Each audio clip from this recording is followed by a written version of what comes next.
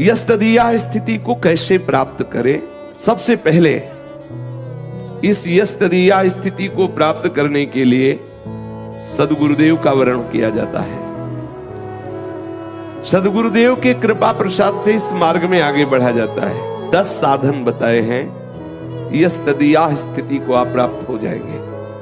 किसी ऐसे सद्गुरु का वर्ण करो, आश्रय लो, जो 6 विकारों पर विजय प्राप्त किए हो, काम क्रोध लोभ मोह मद मत्सर, सर्वथा द्वेष रहित हो, किसी से भी उसका द्वेष न हो, अर्थात अजात शत्रु हो, बाहर और भीतर से पवित्र रहता हो, शास्त्रीय सदाचार का सम्यक पालन करता हो, शांत हो, निर्मत्सर हो और युगल सरकार का प्रेमी हो, युगल तत्व का ज्ञाता हो, युगल मंत्र का ज्ञाता हो और युगल अनुग्रह को ही युगल प्राप्ति का एकमात्र उपाय मानता हो, युगल कृपा को ही युगल प्राप्ति का एकमात्र उपाय मानता हो। युगल प्राप्ति का उपाय युगल सरकार की कृपा, युगल तत्व का ज्ञाता,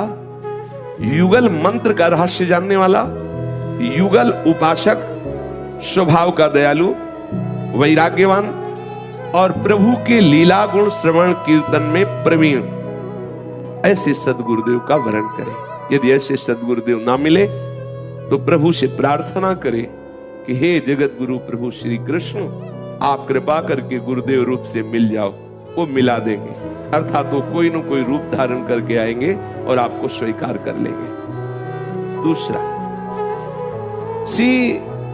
ऐसे रसिक शेखर युगल उपासक सद्गुरुदेव भगवान के द्वारा जो बताया हुआ मंत्र है, बताई हुई उपासना है, उसे जीवन भर पूर्ण प्रयत्न करते हुए जब तक शुद्ध ही रहे, बेशुद्ध हो गए फिर कोई बात नहीं, प्रभु की चिंतन में बेशुद्ध हो गए कोई बात नहीं, लेकिन जब तक शुद्ध रहे तो उनकी आज्ञा का उल्लंघन न करे, तो यस्तदीया स्थिति प्राप्त करने का दूसरा सूत्र हुआ।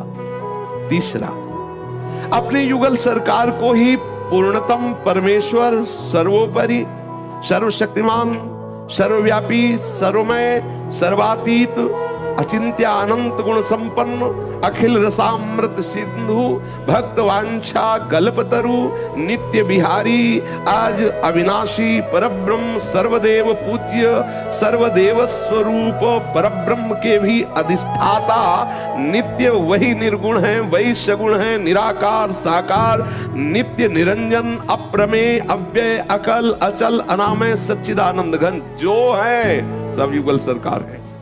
कोई कुछ भी बोले, वो निर्गुण उपासना की बात कर रहे, बस हमें यही सोचना है, हमारे युगल सरकार ही निर्गुण है, युगल सरकार ही निराकार है, निरंजन है, वही सब, उनके सिवा कोई नहीं, ऐसा हृदय में बैठा ले। तीसरा सूत्र है ये। चौथा, इस लोक और परलोक के संपूर्ण भोगों को युगल सरकार की प्राप्ति के मार्ग में बाधक समझ करके चित्त से अनासक्त होने का अभ्यास करना। श्यामा श्याम के चिंतन में जो भी व्यक्ति विषय वस्तु स्थान बाधा पहुंचा रहा है, उससे अनासक्त होने का।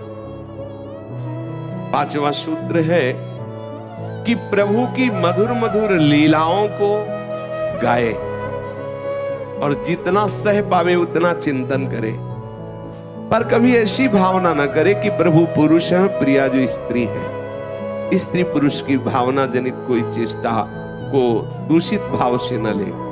अगर ऐसा भी आ जाए तो चिंता मत करना, ये बहुत धोखेबाज मन बुद्धि है। कभी ऐसा भी कर दे तो घबराना नहीं कि अरे पाप बन गया, नरक भोगना पड़ेगा, ऐसा वर्णन आता है, लेकिन तुम घबराना नहीं। हम घर के हैं, घर की बात कह रहे हैं। बहुत कृपालु लाडली लाल,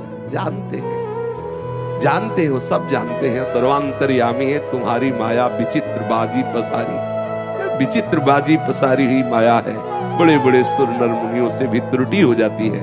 अपने लोगों के हृदय में यदि कहीं ऐसी कोई भावना आती है तो तत्काल हम प्रियालाल के ही चरणों का आश्रय ले, अन्य नहीं कि लाडली लाल देख लो ये बेईमान मन क्या सोच रहा है, हे प्रिया जो देखो ये नीच बुद्धि कैसा चिंतन करा रही है। ऐसा उत्तम भाव रखे कि हमारे प्राणाराध्य युगल सरकार सच्चिदानंद तत्व है, ना कि कोई स्त्री पुरुष है। वो चिदानंद प्रेम ही, प्रेम के खिलौना दो खेलत है प्रेम खेल, ऐसी भावना करें। छठा सूत्र है, किसी भी प्राणी से तनिक भी हमारा अहित भावना का भाव न रह जाए। जैसे हमें कोई गाली दे रहा है, अपमान कर रहा है, निंदा कर रहा है, हम उसका अहित ना चाहें। मेरे प्रभु की लीला है, वो ऐसा, इसको ऐसा रोल दिया है, तो आप वैष्णव हैं, आपका रोल होना चाहिए, तुम्हारा भी मंगल हो। प्रियालाल कृपा करे तुम्हारी भी बुद्धि शुद्ध हो, तुम भी प्रियालाल के नाम रूप में डूबो, ऐसी कृपा हो। हम ऐसी याचना करें, करत जे अनशहन निंदक तीनों पे अनुग्रह करो, ऐसी भावना करे। आचार्य चरण कृपा बल से उपासक में ऐसी भावना आ जाती है, ऐसी सामर्थ्य आ जाती है। सातवां सूत्र, युगल मंत्र का जाप विधि पूर्वक जितना गुरुदेव ने कहा है उतना नियम पूर्वक करें। ये विशेष खास बात है। मंत्राकार वृत्ति करना बहुत आवश्यक है तन्मय होने के लिए, पूर्ण भगवत रस में डूबने के लिए। जो गुरुदेव ने मंत्र दिया है, चाहे माला से, सुमिरनी छोटी वाली से, या अंगुली से गिनते हुए, या आप ऐसे श्वास में, जैसे भी आपका अभ्यास पुष्ट हो। खास बात माला ही नहीं है, खास बात सुमिरन करना है मंत्र का। आप एक माला जप करके देख लीजिए कितने मिनट में आप जप लेते हैं। फिर आपकी माला में रुचि नहीं है तो आप रख दीजिए, बिना माला के उतने समय तक जरूर कीजिए, जिससे आपका अनुमान हो गया कि हमें गुरुदेव ने आदेश किया कि 33 माला करना है, इतने माला करना है, एक माला में इतने मिनट लगे तो इतने माला में इतने घंटों में हो जाएगा। ऐसा अनुमान करके आप नियम पूर्वक नित्य जपिए। आठवां है श्री किशोरी जी और किशोरी जी की सहचरियां, इनके प्रति पूर्ण सेवा भावना। प्यारी जू की सहचरियां, प्यारी जू के रसिक जन, इनके प्रति दासत्व भाव, सेवा की भावना। किशोरी जू की सहचरियां, अगर इनके प्रति दासत्व भाव हुआ तो वो कृपा करेंगे और अपने रसिक जनों का ऐसा संग दिला देंगे जिसके संग से आपके हृदय में भी सहचरी भाव जागृत हो जाएगा। या जो भी जिस भाव से आप उपासना कर रहे हैं वो भाव देह आने लगे।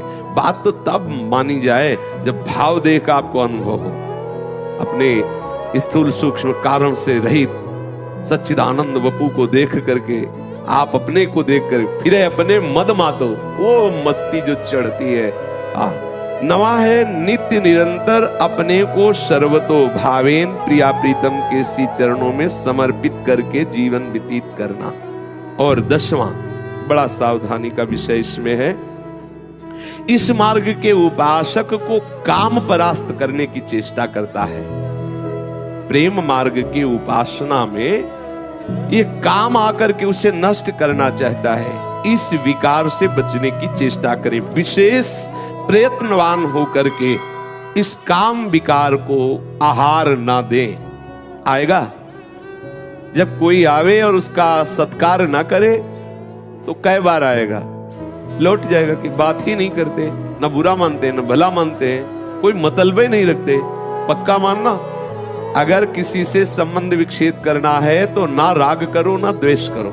जैसे आपके हृदय में काम विकार आया और आप विचलित हो गए, अरे ये क्यों आया, तो आप प्रभावित हो गए उससे, आप उससे प्रभावित होकर उससे द्वेष कर रहे हैं। अब वो फंस गया, वो आपको परास्त करने की चेष्टा करेगा।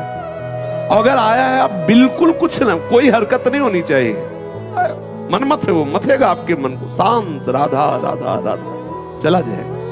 2-4 बार आने के बाद स्फुरना होगी, धीरे धीरे खत्म हो जाएगा। देख लेना, इस काम को नष्ट करने का बहुत सरल उपाय है। जब ये आपके हृदय में अपनी वेदना प्रकट करे, उसी समय आप भगवत चिंतन प्रारंभ करें इतनी जोर से। वैसे तो भागवतिक महापुरुषों चलता ही है, पर उस समय खास इतनी जोर से कि उसको अवसर न दे और ना उससे द्वेष करे ना उससे राग करे।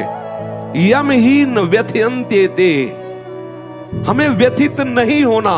हम व्यथित तभी होते जब उसे अपने अंदर मान लेते, आ गया काम आ गया, अब तो बहुत परेशान, अरे कहीं ऐसा कैसे कर सकता है, मेरे प्रभु है ना। और इसकी सत्ता नहीं है, जिसकी सत्ता आप मान रहे हो, काम आ गया, आपने सत्ता दे दी है? ऐसे अंदर से करते हो, नहीं, इसकी कोई सत्ता ही, इसकी कोई सत्ता नहीं। आप देख लेना, ये नष्ट हो जाएंगे, सहने से नष्ट हो जाते हैं।